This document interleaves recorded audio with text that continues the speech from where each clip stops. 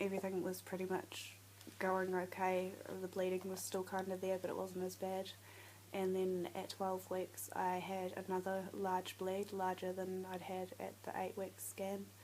I was due to go in for a scan at 12 weeks anyway, so I went to that and they told me that blood clot had doubled, so it was now 8 centimetres. I guess that's about that big, twice what it was 4 weeks ago. And they didn't say that anything would happen, they just said that it was quite common, and again to just go home and rest, and it should either sort itself out by bleeding out or it would reabsorb back into my body and disappear. So I thought, okay, yeah, I can understand that, that makes sense. So I didn't worry about it too much. I didn't do anything I wasn't supposed to do. I was basically bedbound. I made sure that I didn't do anything. They'd sent me home, and then at 15 weeks pregnant, Zach and I went up north, which is where I live now. So I was living down south at this point, so we came up north for a holiday. We were here for about 2 weeks, and during that time I had another really large bleed. This time it wasn't just blood, I was sort of passing clots and things like that, like tissue and that sort of thing. So we drove to the hospital, which was about an hour away compared to 10 minutes in my hometown. And I got to the hospital and was sitting on the toilet just passing all this blood and blood clots, and I was absolutely sure that this was it. I was fine, not finally, but you know, it was finally happening. I was losing my baby. So the nurses sort of just chucked a pad at me and left me to it, didn't say anything. I ended up staying there the night. That happened to be the first time I had ever stayed in a hospital, except for when I was 6 and I broke my leg, but that was different. I was in a strange town. My partner had work the next day, so he couldn't stay with me. We were an hour away from home, which was probably 2 hours away from work. So I ended up staying there by myself, which was fine. So I went home the next day, and everything was fine with the baby. Still, I didn't know what she was at this point, so just baby. It had strong heartbeat at 155 BPM, and she was waving and wriggling and just full of life, and it was absolutely amazing to watch on the ultrasound. I will never forget it. I have it recorded on my phone too, which is cool. So I was referred to MFM, which is maternal fetal medicine. The closest one they had was in Wellington, which is over the Cook Strait, about a 20-minute plane ride. So I was booked in for that appointment to get the scan, and we were going to discuss sort of the blood clot and what could we do about it and that sort of thing.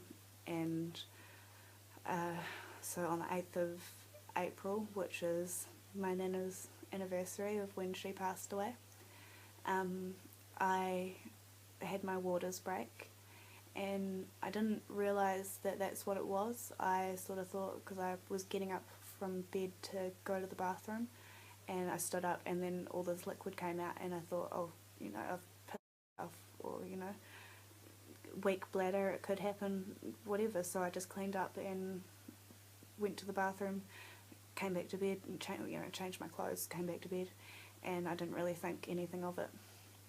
And then I think I posted a photo on Facebook of my belly saying, you know, what do we think we're having, rah rah rah, and got people to guess.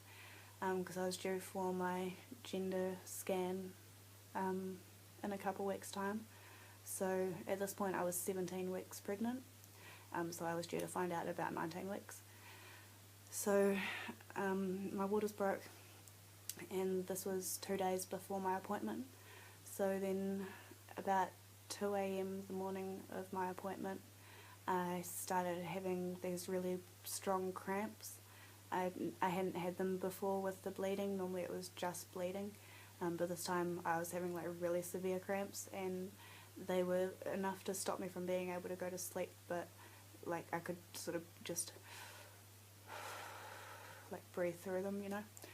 And I didn't realise that I was having contractions, and so my appointment was booked for I think about 9 o'clock that morning, so my flight was at 7. so I had to be there about 6:30. So my partner and I got up at 5. I was still awake.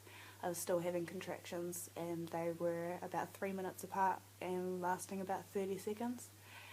So, and I told my partner that I was having these weird cramps, but I figured I was going to the hospital, the best hospital in my country, and so, you know, they can check me out from there, whatever. I need to get to my flight, make sure I'm not late, and I need to get there and just see what's going on. So I got to the airport about 6:30 and still having contractions.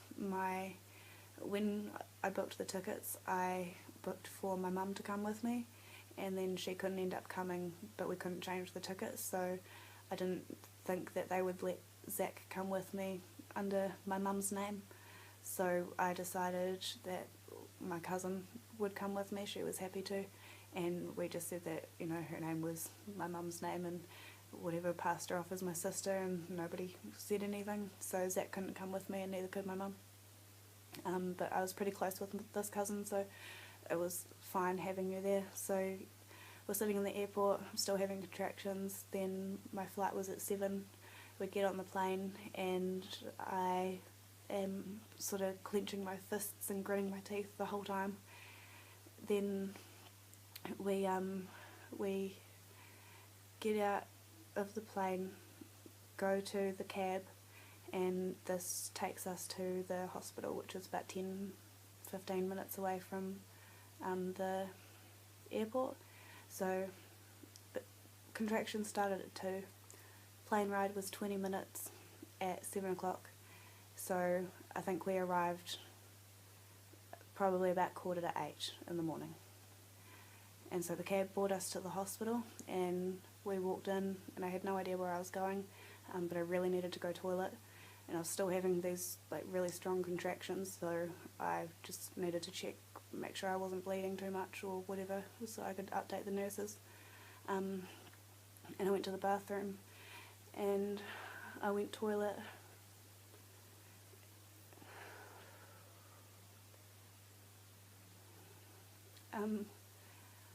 And so I weed, and then I wiped myself, and I looked down and I saw this little red thing, and I thought that maybe it was a blood clot coming out. So I wiped it again, and it didn't really move, and this was when I realised that my baby's foot was hanging out.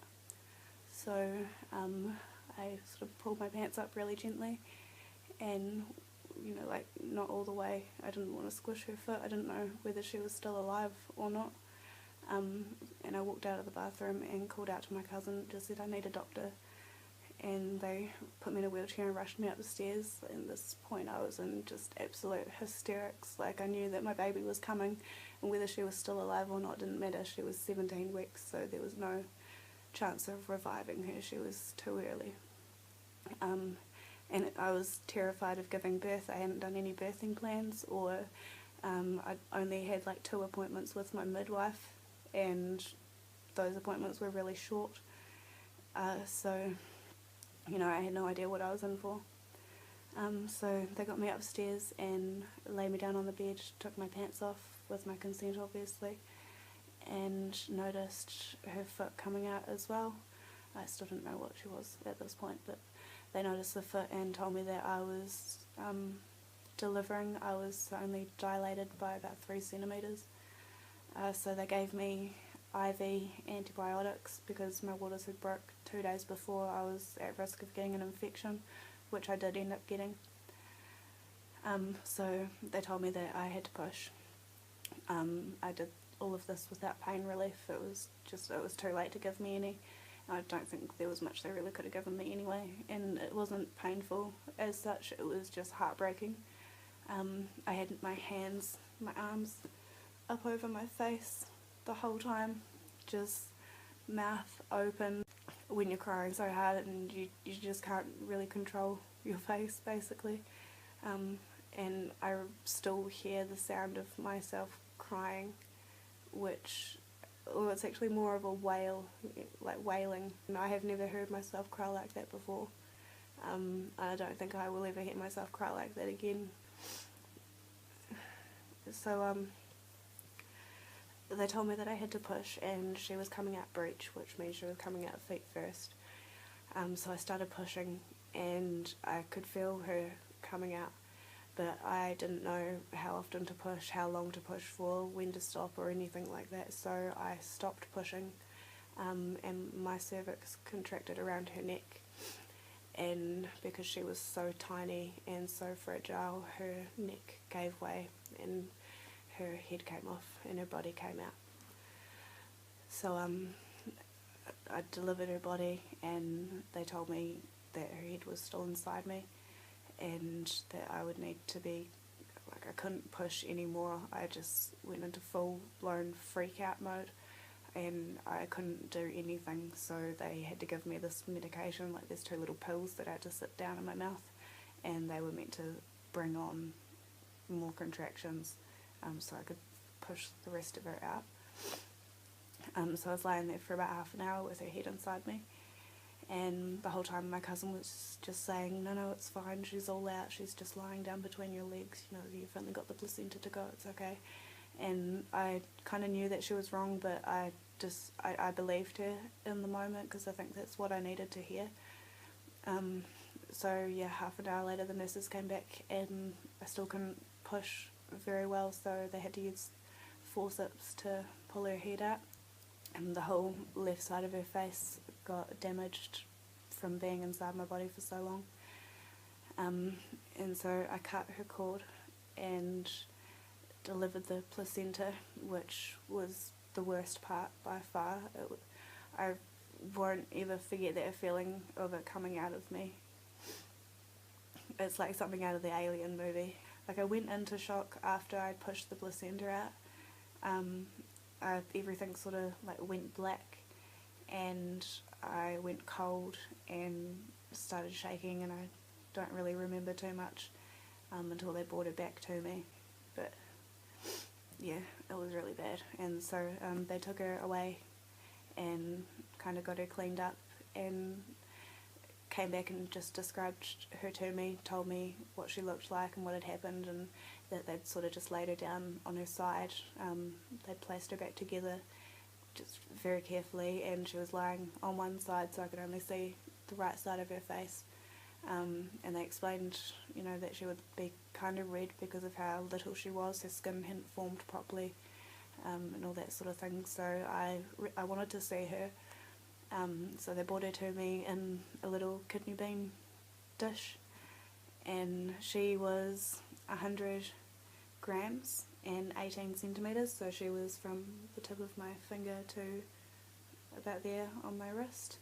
I actually have this Huggable Hearts, which is a sort of little company in New Zealand which specialise in making hearts for people who have lost their children.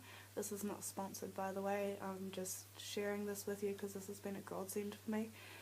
Basically it's filled with rice, it's made with any material that you like. You can use your baby's clothes or blankets or anything like that. I just let them pick one for me, and it weighs 100 grams like she did. So this has been really good to sort of just hold on to for comfort. Yeah, so she was only tiny, so they brought her to me in this dish, and I was just sitting on the bed with her in front of me, just sort of apologising, and I'm sorry that I let you down, and that sort of thing, and just telling her how much I loved her. And so at this point I actually thought that she was a boy. I saw what I believed to be male genitalia, but because I was still like 2 weeks away from getting my gender scan, and a lot can happen to your baby in 2 weeks. They basically double in size every week up until 30 weeks, or maybe the whole pregnancy, I'm not sure. So yeah, she would have been a lot bigger by that point, and we would have been able to tell. So yeah, I thought that I could see a boy. So I was allowed to pick out some things for him. I chose a little blue blanket. You can't quite see, but I have a memorial just here with some of her things on it, and also on the wall behind me I have some more stuff, so I'll show you guys that very shortly. So I chose a little blue blanket for her, a little bonnet which was far too big. She was too tiny to fit any hats that they had. I chose a little teddy bear, which is this one here, and yeah, just a couple other bits and pieces, the little angel thing, and yeah, just stuff to put in the little basket with her. I was like completely numb. I was in so much shock. I was just sitting there with her, and then the nurses came in with some paperwork for me to decide whether I wanted to bury her or cremate her, which were both free. And so I decided that I would get her cremated. So some of her is in this little urn here, which is what she came in from the crematorium. It's just got a little teddy on there with some paw prints, and she's just in a little bag. So I decided that I would sign that and get that done, and then my flight was at 3 o'clock that afternoon, so I flew home.